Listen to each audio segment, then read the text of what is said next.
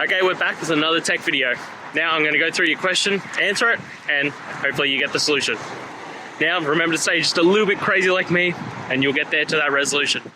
Alright, let's continue on to the video.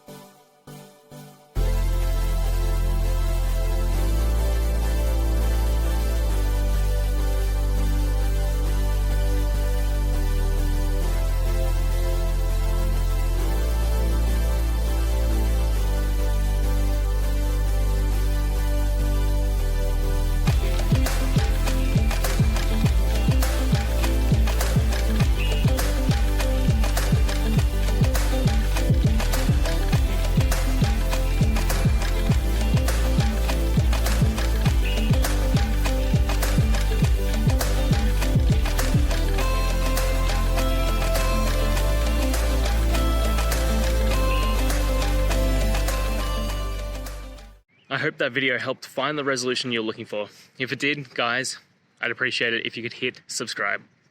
Until the next time that you need more technical help, I hope you have a good one. Cheers.